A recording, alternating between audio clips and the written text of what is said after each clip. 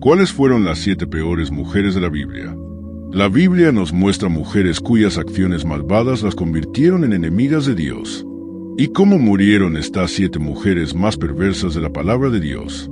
Bajo la influencia de Satanás, se convirtieron en obstáculos para los siervos del Señor, tratando de frustrar el cumplimiento de su voluntad. Impulsadas por la ambición de poder, riquezas y dominio, cometieron actos atroces. Hoy conoceremos a las 7 mujeres más malvadas de la Biblia que desafiaron a Dios. Así que quédate con nosotros hasta el final del video y descubre todo sobre estas 7 figuras y su trágico destino. ¡Vamos allá!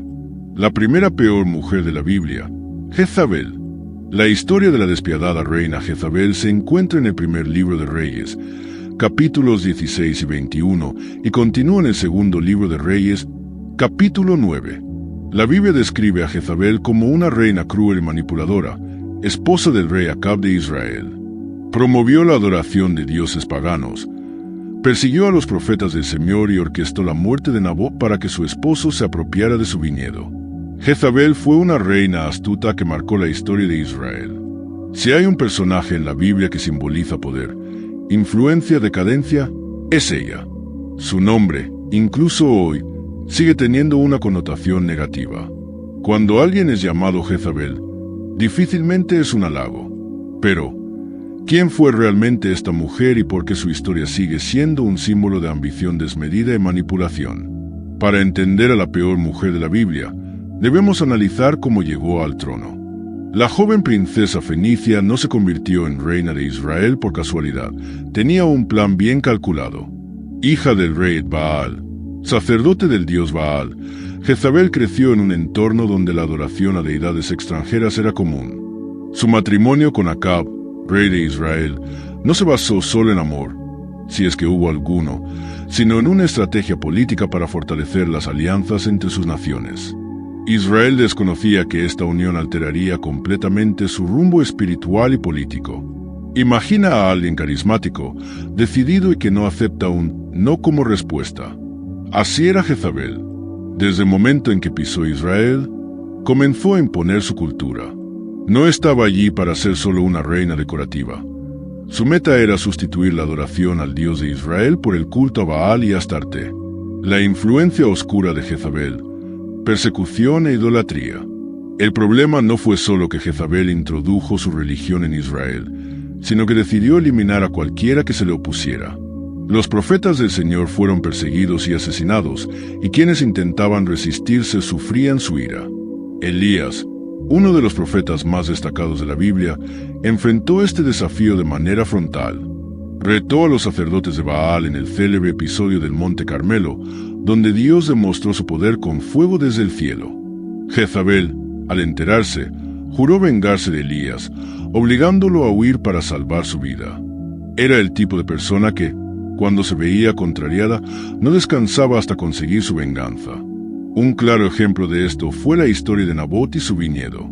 Acab deseaba esas tierras, pero Nabot se negó a vendérselas. Jezabel entonces ideó un plan despiadado.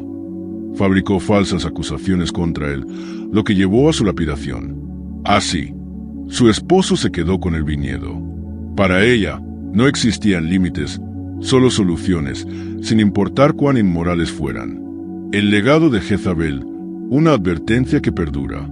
Historias como la suya resuenan no solo como relatos bíblicos, sino como lecciones sobre los peligros del abuso de poder, la manipulación y la falta de principios. ¿Cuántas veces en la vida real líderes ambiciosos cruzan todas las barreras éticas para lograr sus objetivos? Jezabel no fue solo una villana de la antigüedad. Su nombre sigue usándose para describir a quienes, con astucia y encanto, arrastran a otros hacia planes destructivos. Es un recordatorio de que el carácter y los valores valen más que cualquier posición de poder. Al final, el dominio puede ser pasajero, pero las consecuencias de las malas decisiones pueden perdurar por generaciones. ¿Cómo murió la peor mujer de la Biblia? El fin trágico de una reina sin piedad. Con el tiempo, los actos de Jezabel no quedaron impunes. El profeta Elías había predicho que su final sería tan brutal como su vida. Y así fue. Cuando Jehú ascendió al trono, Jezabel comprendió que su destino estaba sellado. En una escena propia de un drama, se arregló, pintó sus ojos y se asomó a la ventana cuando Jehú se acercaba. Quizás intentó un último acto de seducción o diplomacia, pero no tuvo éxito. Jehú ordenó a los eunucos que la arrojaran por la ventana. Su cuerpo cayó, fue pisoteado por los caballos y, más tarde, cuando intentaron enterrarla, solo encontraron su cráneo, sus manos y sus pies, tal como lo había profetizado Elías. Un final espantoso para una mujer que vivió gobernada por la ambición y el engaño. Trágicamente, murió al ser arrojada desde una ventana y su cadáver fue devorado por perros. La segunda peor mujer de la Biblia, Dalila. Su historia se encuentra en Jueces 16. Dalila fue la mujer que derribó a un gigante. Entre los muchos personajes notables de la Biblia, ella destaca como un símbolo de seducción, traición y codicia. Su nombre evoca misterio y, con el tiempo, se ha convertido en sinónimo de engaño y astucia. Pero, ¿realmente su historia se limita a la de una mujer que traicionó a un hombre fuerte? Adentrémonos en este relato lleno de giros inesperados y descubramos cómo una sola decisión puede cambiar el curso de la historia. La llegada de Dalila a la vida de Sansón. Sansón era un hombre extraordinario, no solo por su fuerza sobrehumana, sino también por el propósito que Dios le había dado desde su nacimiento. Elegido como juez de Israel, había hecho un voto nazareo, lo que implicaba compromisos sagrados, como no beber vino, no tocar nada impuro, el más importante, nunca cortarse el cabello. Sin embargo, como cualquier ser humano, tenía debilidades, y su mayor fragilidad era su atracción por las mujeres. Fue así como apareció Dalila. No se conoce con certeza su origen, pero todo indica que era filistea o, al menos, una mujer influenciada por ellos. Lo que sí es seguro es que Sansón se enamoró profundamente de ella. ¿Quién no ha oído hablar de un amor ciego que nubla la razón? Pues eso fue exactamente lo que ocurrió. La traición de Dalila, comprada con un precio. Los gobernantes filisteos vieron en esta relación una oportunidad única. Después de todo, vencer a Sansón por la fuerza había resultado imposible. La única opción era descubrir su punto débil, y quién mejor para lograrlo que la mujer a la que amaba. Así que le ofrecieron una recompensa considerable a cambio de averiguar el secreto de su fuerza. Ahora bien, detengámonos un momento a reflexionar. ¿Qué motiva a alguien a traicionar la confianza de otra persona? ¿Solo el dinero? ¿Ambición? ¿Miedo? Quizás un poco de todo. Dalila aceptó la propuesta y comenzó su misión. Pero Sansón no revelaría su secreto tan fácilmente. Jugando con astucia, su primer intento fue directo. Le preguntó cómo obtenía su fuerza. Él, desconfiado, mintió. Dijo que si lo ataban con 7 cuerdas de tendones frescos perdería su poder. Dalila pasó la información a los filisteos, quienes lo ataron de esa manera. Sin embargo, al despertar, Sansón rompió las ligaduras con facilidad. Dalila no se dio por vencida. Lo intentó de nuevo y otra vez más. Usó cuerdas nuevas, luego le pidió que tejiera su cabello en un telar, pero cada vez el resultado fue el mismo. Los filisteos irrumpían y Sansón escapaba sin esfuerzo. Sin embargo, Dalila intuía que había algo más, un secreto que él aún no le confiaba. Entonces, jugó su última carta. Lloró, insistió y dramatizó la situación. Le dijo que si realmente la amaba, no le ocultaría nada. ¿Cuántas veces alguien cede ante la presión emocional? Sansón, agotado, finalmente confesó su verdad más profunda. Su fuerza residía en su cabello, pues era parte de su pacto con Dios. La caída del hombre más fuerte de la Biblia. Dalila supo de inmediato que esta vez Sansón decía la verdad.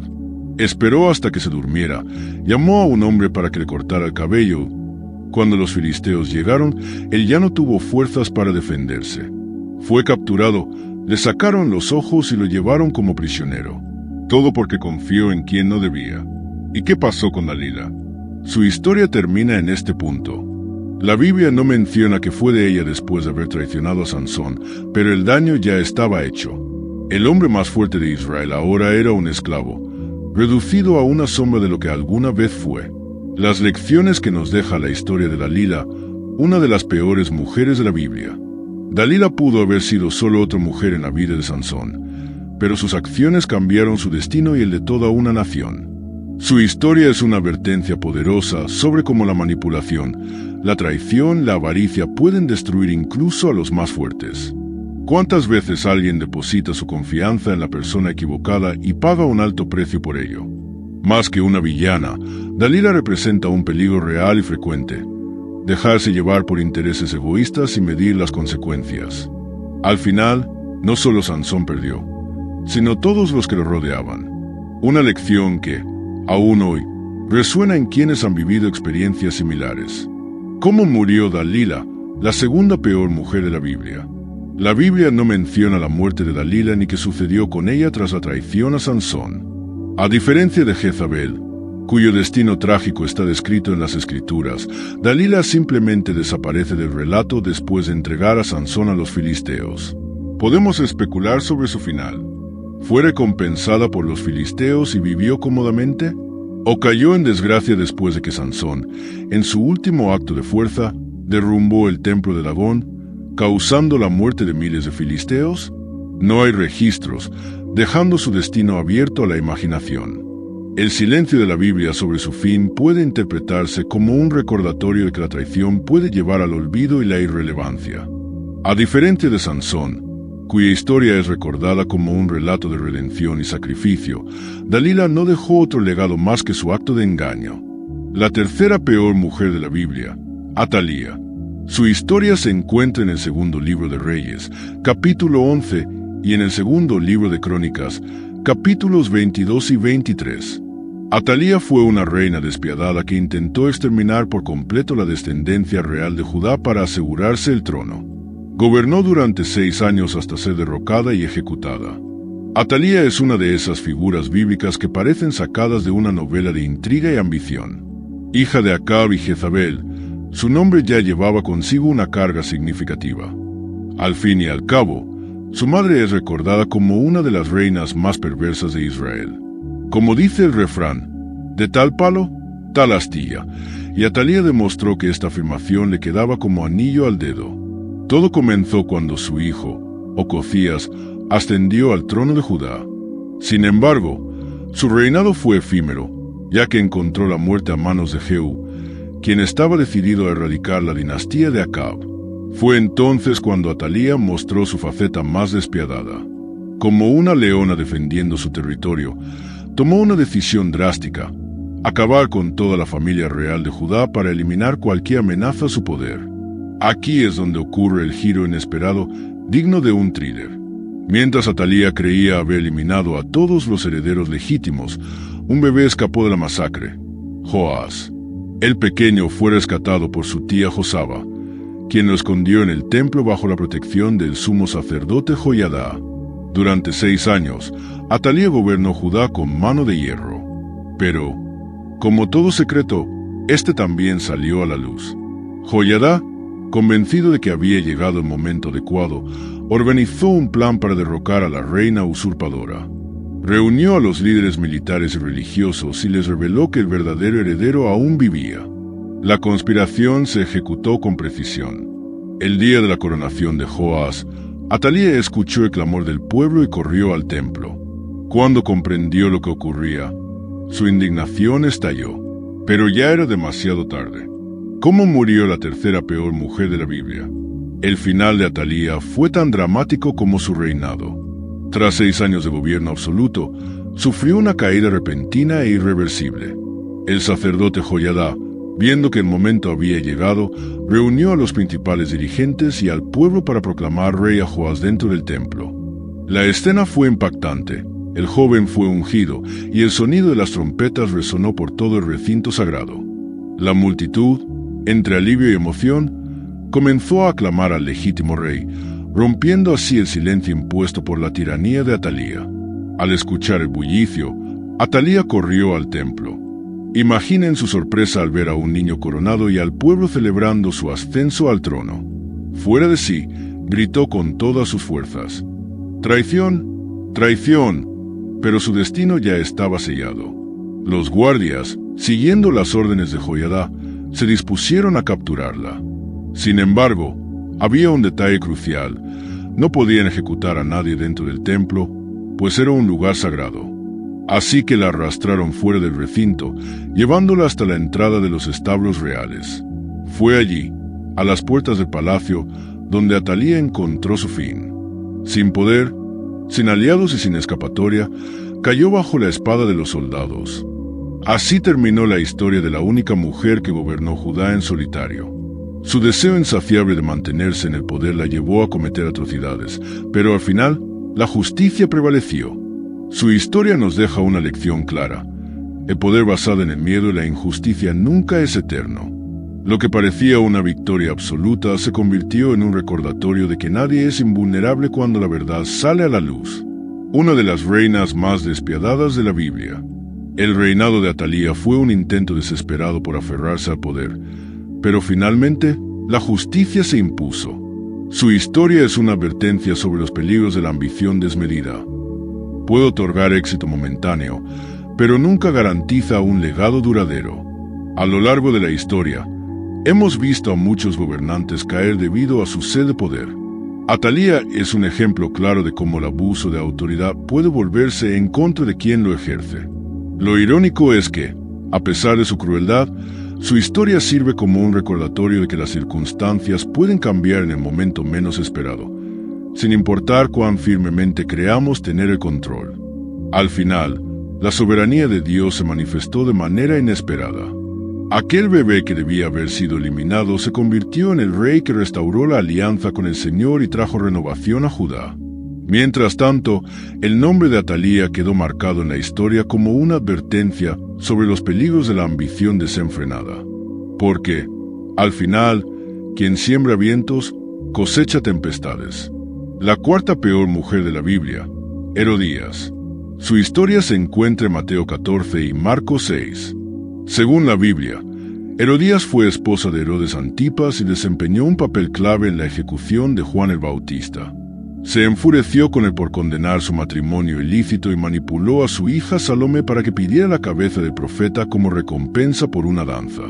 Herodías es una de esas figuras bíblicas que parecen sacadas de un drama lleno de conspiraciones y giros inesperados. Puede que su nombre no sea tan recordado como el de otros personajes de la época, pero su historia es de esas que dejan a cualquiera sin palabras. Ambición, venganza y una danza que cambió su destino para siempre son solo algunos de los elementos que componen este relato digno de una película. Todo comienza con su matrimonio. Herodías estaba casada con Herodes Felipe, pero decidió abandonar esa unión para casarse con alguien aún más influyente, Herodes Antipas, su cuñado. Esto, por sí solo, ya causaba controversia. Después de todo, esta relación era considerada inmoral, especialmente por Juan el Bautista, el valiente profeta que no dudó en denunciarla. Y fue ahí donde empezaron los problemas. Juan el Bautista no era alguien que guardara silencio ante la corrupción. Sus palabras fueron claras y contundentes. Ese matrimonio era indebido. Su postura firme molestó profundamente a Herodías, quien comenzó a verlo como un enemigo. Para alguien como ella, acostumbrada a hacer lo que quisiera sin ser cuestionada, tener a un hombre públicamente criticándola era intolerable. Su resentimiento creció y empezó a planear su venganza. La ocasión perfecta surgió en un lujoso banquete ofrecido por Herodes Antipas. Su hija, Salomé, fue llamada a bailar frente a los invitados. Su actuación fue tan fascinante que Herodes, embriagado por la emoción del momento, prometió concederle cualquier deseo. Influenciada por su madre, la joven pidió algo macabro: la cabeza de Juan el Bautista en una bandeja.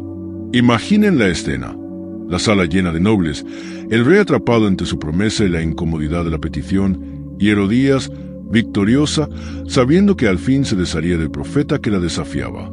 A pesar de sus dudas, Herodes ordenó la ejecución. Poco después, la cabeza de Juan fue entregada a la joven, quien la llevó ante su madre. Un desenlace sombrío para una historia de venganza alimentada por el orgullo y el rencor. Lo más irónico es que Herodías obtuvo todo lo que deseaba: poder, influencia y el silencio de aquellos que la cuestionaban. Pero, como suele suceder con quienes construyen su destino sobre cimientos inestables, su buena suerte no duró. Más tarde, ella y Herodes Antipas fueron desterrados, pasando sus últimos días lejos de la riqueza y la autoridad que tanto valoraban. ¿Cómo murió la cuarta peor mujer de la Biblia? El final de Herodías no estuvo marcado por la gloria ni la victoria. Alejada de la corte y del poder que tanto ambicionaba, pasó sus últimos años en el olvido y la humillación. Según algunas tradiciones, murió en el exilio junto a Herodes Antipas, consumida por el remordimiento y enfrentando la dura realidad de un destino que no podía controlar. Su historia es un recordatorio de que la ambición desenfrenada puede llevar a un final amargo. La vida de Herodías demuestra que el precio del orgullo y la venganza puede ser demasiado alto. Su trayectoria es una advertencia sobre cómo la obsesión por el poder y la imagen pública puede conducir a decisiones trágicas. ¿Cuántas veces el orgullo ha cegado a personas que terminaron perdiéndolo todo? Su destino prueba que, por más que alguien intente manipular la historia a su favor, la verdad siempre encuentra la manera de salir a la luz. Las consecuencias de sus actos siguen resonando hasta hoy, como una advertencia sobre los peligros de actuar, movido únicamente por el deseo de venganza. La quinta peor mujer de la Biblia no tiene nombre. Es conocida en Génesis 19 como la mujer de Lot. La historia de la mujer de Lot es de esas que quedan grabadas en la memoria, no solo por su desenlace trágico, sino por la fuerte carga simbólica que conlleva. Imagina la escena: una ciudad sumida en el caos, donde la corrupción y el desenfreno eran la norma. Sodoma y Gomorra estaban a punto de ser destruidas, y una familia recibió la oportunidad de escapar. Solo había una condición: no mirar atrás. Los ángeles llegaron a la casa de Lot con un mensaje urgente. La ciudad estaba sentenciada y el tiempo se agotaba. La orden era clara: huir de inmediato y avanzar sin detenerse. En medio del pánico y la prisa, la esposa de Lot, cuyo nombre no aparece en las escrituras, emprendió la fuga junto a su esposo e hijas. Sin embargo, algo dentro de ella le impidió seguir adelante sin echar un último vistazo a lo que dejaba atrás. Y entonces ocurrió. En un instante de duda, giró el rostro para observar la ciudad que había sido su hogar, quizá movida por la nostalgia, la incredulidad o el apego al pasado. Fue su último acto. En el momento en que miró hacia atrás, quedó convertida en una estatua de sal. Un final tan repentino como impactante, dejando una imagen poderosa y difícil de olvidar. Pero, ¿fue solo un castigo divino o hay un significado más profundo en esta historia? ¿Cuántas veces nos aferramos al pasado, incapaces de avanzar por miedo a lo desconocido? El relato de la mujer de Lot va más allá de la simple desobediencia. Habla sobre la dificultad de soltar, sobre cómo el apego a lo que ya pasó puede inmovilizarnos y convertirnos en meros espectadores de nuestra propia vida. Si lo pensamos bien, ¿quién no ha sentido esa tentación? Ya sea una relación que perdió su sentido, un trabajo que ya no nos hace felices o hábitos que nos limitan, la necesidad de mirar atrás y aferrarnos a lo que parece casi instintiva. Sin embargo, la historia de esta mujer nos recuerda que, en ocasiones, avanzar requiere no solo valentía, sino una determinación firme de no quedar atrapados en lo que ya no forma parte de nuestro presente. Su figura sigue siendo un símbolo poderoso de la importancia de confiar en el futuro y dejar atrás lo que ya no nos pertenece. Después de todo, si el camino está abierto delante de nosotros, ¿por qué quedarnos estancados mirando el pasado? Aunque su nombre nunca fue registrado, la mujer de Lot es recordada por haber desobedecido la orden de Dios. Mientras huía de la destrucción de Sodoma y Gomorra, miró hacia atrás y, como consecuencia, quedó transformada en una estatua de sal. Sexta peor mujer de la Biblia: Ceres, la esposa que impulsó la caída de su propio marido. Algunas personas pasan desapercibidas en la historia, pero sus acciones tienen un impacto sorprendente en los acontecimientos. Ese es el caso de Ceres, la esposa de Amán, una mujer que aparece de manera sutil en el libro de Esther, pero cuyo consejo tuvo un peso enorme en el destino de su esposo. ¿Habías oído hablar de ella? Tal vez no sea tan recordada como Jezabel o Dalila, pero su papel detrás de los muros del palacio persa fue crucial. ¿Qué papel desempeñó Ceres en la historia de Amán? Amán era un hombre influyente en la corte del rey Asuero, Jerjes, ocupando una posición privilegiada como consejero real. Sin embargo, su orgullo fue herido cuando Mardoqueo, un judío fiel a Dios y tío de la reina Esther, se negó a inclinarse ante él. Lleno de furia, Amán no solo quería castigar a Mardoqueo, sino exterminar a todo el pueblo judío. Fue en ese momento cuando Ceres entró en escena. Según Esther 5 y 14, la Biblia relata que, al ver a su esposo frustrado e indignado, ella y sus amigos le sugirieron una idea que parecía brillante: construir una horca de 22 metros de altura, 50 codos, y pedir al rey permiso para ahorcar a Mardoqueo en ella. De esta manera, Amán se libraría de su enemigo y podría disfrutar del banquete preparado por Esther sin preocupaciones. Ahora, detente a pensar: ¿quién no ha dado un consejo sin medir las consecuencias? ¿Quién no ha sugerido algo en un momento de ira o emoción, sin considerar el verdadero impacto? Quizá Ceres actuó como muchas personas lo hacen cuando intentan apoyar a un ser querido.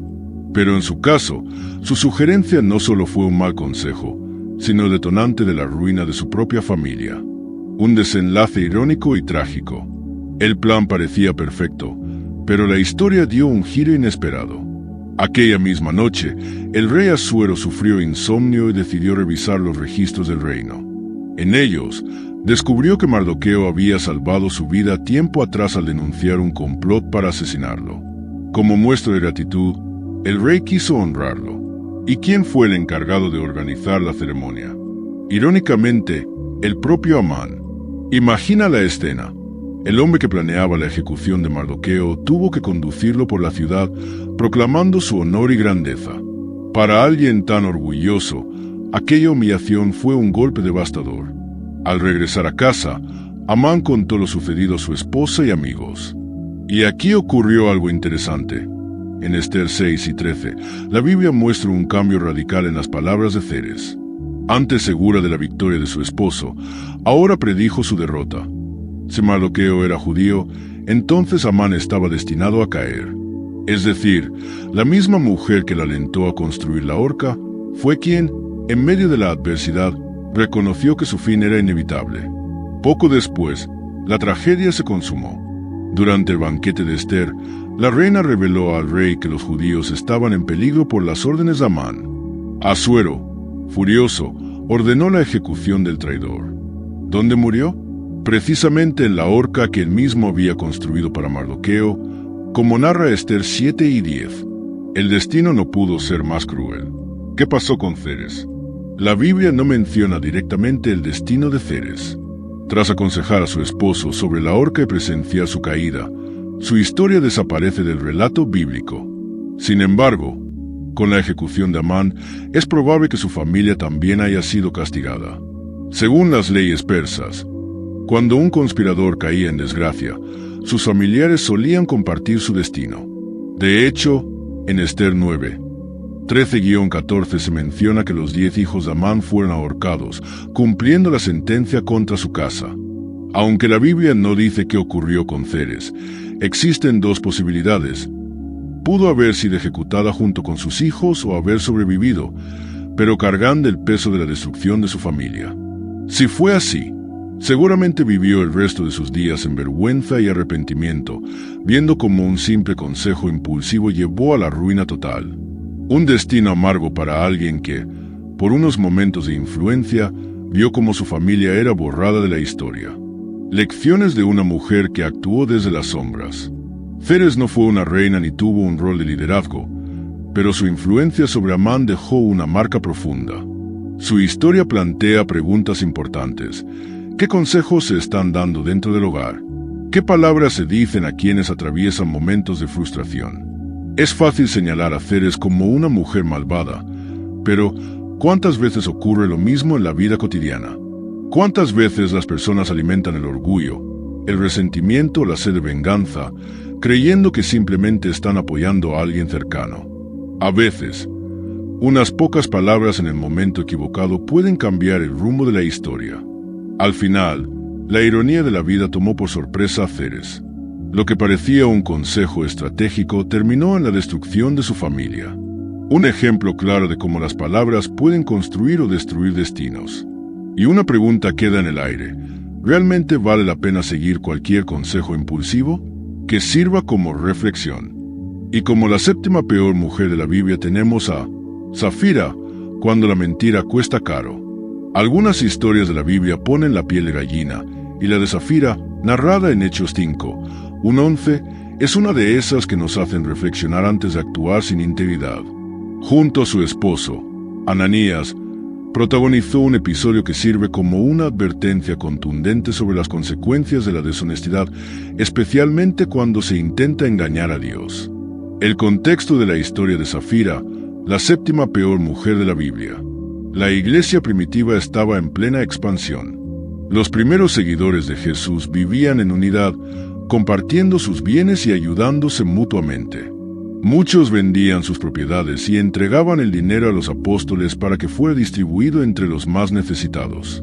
En este contexto, un hombre llamado Bernabé se destacó al vender un terreno y donar la totalidad del dinero.